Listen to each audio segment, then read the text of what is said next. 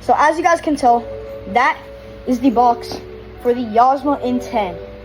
I just ordered it and it's here, right there. So I'm gonna be building it today. We have some people coming. My friend Brock, my friend Shiloh. We're gonna build this baby and then we're gonna test ride it. And we're gonna see how it performs and everything. So obviously, as you guys can tell, this box is pretty beat up. And I think that's actually the peg mount. If you haven't seen my other video, I don't know if I posted it, like if I'm gonna post it, but I had another video and my friend Shiloh's bike actually came literally like this, and the peg mount was broken, or it was bent. And we had to bend it back.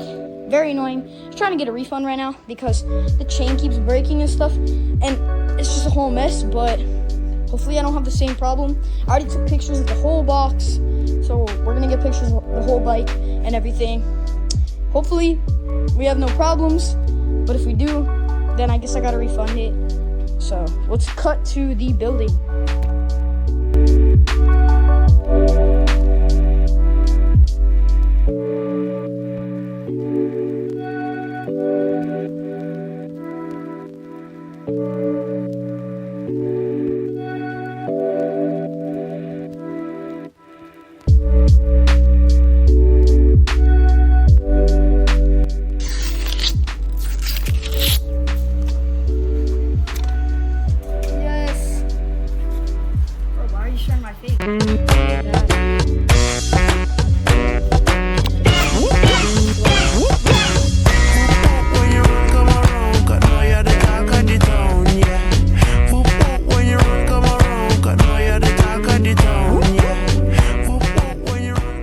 Okay guys, so here's the finished product.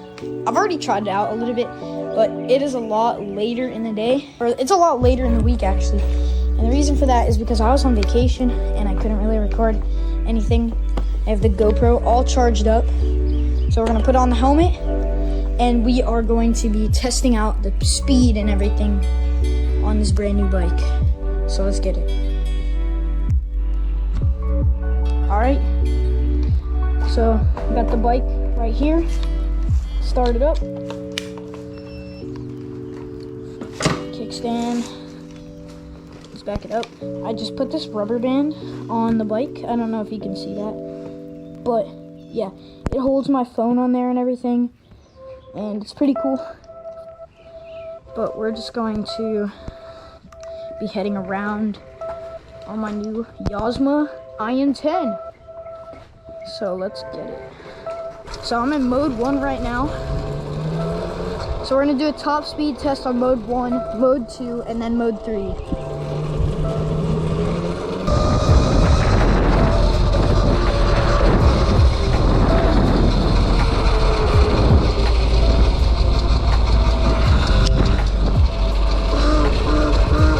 Alright, so first we're gonna test out mode 1. I don't know if you can see that on the screen, but it says mode 1. So yeah, let's go.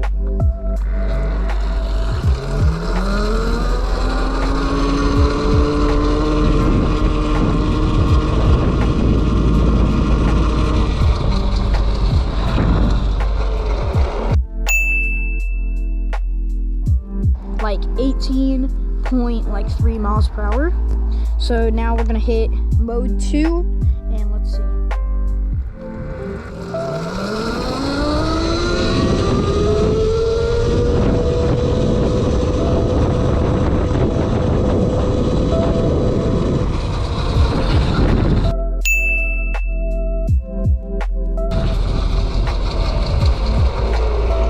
Alright, so there we go. We just did mode 2 and it was about like 20 something miles per hour. I kind of forgot, but yeah, pretty crazy.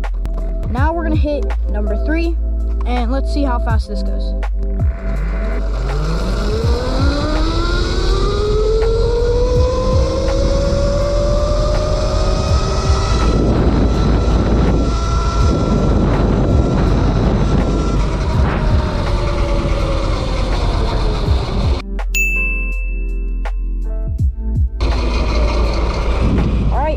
So that hit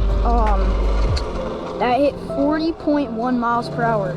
So went pretty fast, and yeah, kind of crazy that it went that fast, but yeah, that's pretty cool.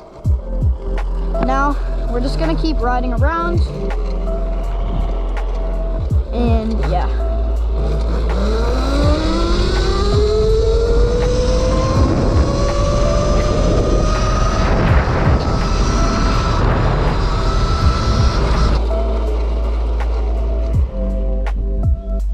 No, that's so sad. I don't know if you guys can see it, but there's a iguana right there, and it's dead. I'm probably gonna have to blur it out because that's kind of gross, but I think it got run over by a car, which sucks. That's just what happens in life, you know.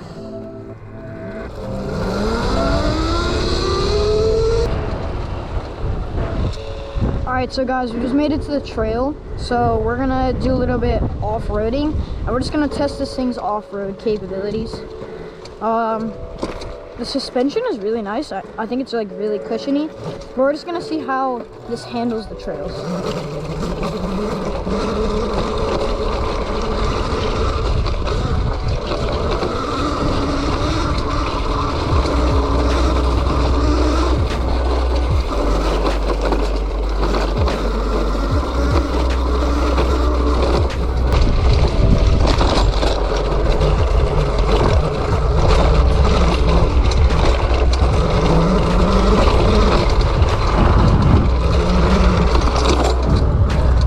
Alright, so that handled it pretty good, I would say. It was kind of bumpy.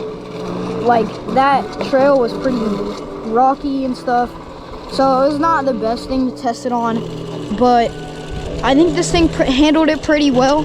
Definitely better than like a Tudio or like a mountain bike or something. But, yeah, it's way too bumpy in there. So I'm going to try to find another trail that's not as bumpy.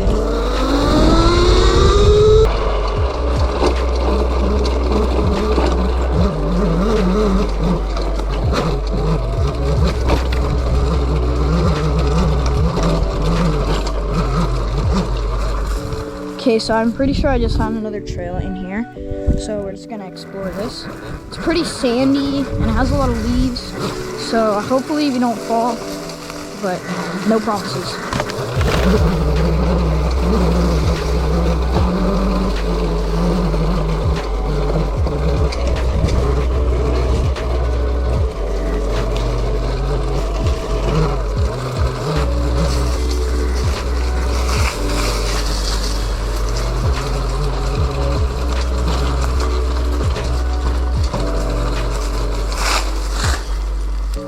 No shot. It's actually like someone's property back here. Okay.